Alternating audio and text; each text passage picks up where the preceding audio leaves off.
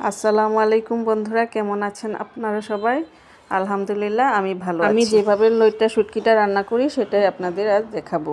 প্রথমে আমি কিছু লইট্টা শুটকি নিয়ে নিয়েছি এবং এগুলোকে খুব সুন্দর করে কেটে টুকরো টুকরো করে নিয়েছি। কাটার পর আমি খুব সুন্দর করে এগুলো পরিষ্কার করে ধুয়ে এবার একটা পাতিলে বা কড়াইয়ে এগুলো সিদ্ধ করে নিতে হবে খুব ভালো করে। যেহেতু আমি লইট্টা শুটকিগুলোকে খুব ভেঙে ভেঙে রান্না করব, সেজন্য এগুলোকে খুব ভালো করে সিদ্ধ করে নিতে হবে।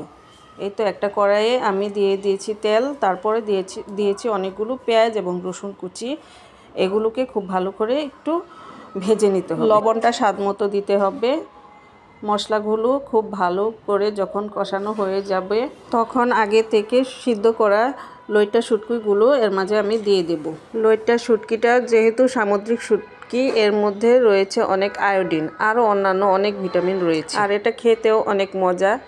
আমার পরিবারের সবাই তো এই শুটকিটা অনেক পছন্দ করে, বাচ্চারাও খেতে চায়। অনেক সময় দেখা যায় অনেক বাচ্চারা এই শুটকিটা খেতে চায় না, কিন্তু আমার বাচ্চারা আবার অন্যান্য শুটকি থেকে এই লইট্টা শুটকি ভুনাটা খুব বেশি পছন্দ করে। আমার মতো কারা কারা এই লইট্টা শুটকি ভুনা খেতে পছন্দ করেন কমেন্টসে জানাবেন। এখন আমি আগে থেকে ধুয়ে সিদ্ধ করে রাখা লইট্টা শুটকিগুলোকে মশলা কষানোর মাঝে দিয়ে দিচ্ছি। এবার কষানো মশলার সঙ্গে শুটকিগুলো খুব ভালো করে মিশিয়ে কিছুটা পানি দিয়ে দেব, যেন এটা আরও অনেক ভালো করে সিদ্ধ হয় এবং মশলার সঙ্গে মিশে যায় এবং ভেঙে ভেঙে যায়, তাহলেই বেশি মজা লাগে শুটকি ভুনাটা। এবার আমি কিছুটা সময়ের জন্য ঢেকে দিই। এই তো 5-6 মিনিট পর আমি আবার ফিরে এলাম এবং এখনও পানি শুকায়নি।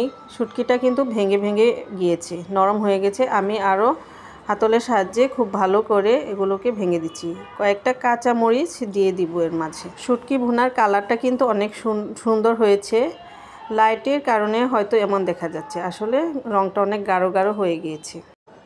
আপনারা কে কীভাবে এই শুটকি ভুনাটা রান্না করেন আমাকে জানাবেন। এই তো শুটকি ভুনাটা রান্না হয়ে গিয়েছে। শুটকি ভুনাটার ফাইনাল লুক হচ্ছে এটাই। দেখেন শুটকি ভুনাটা কত কালারফুল হয়েছে, খেতেও অনেক মজা ছিল এই শুটকি ভুনাটা। আজকের ভিডিওটা এই পর্যন্তই। সবাইকে ধন্যবাদ। আল্লাহ হাফেজ।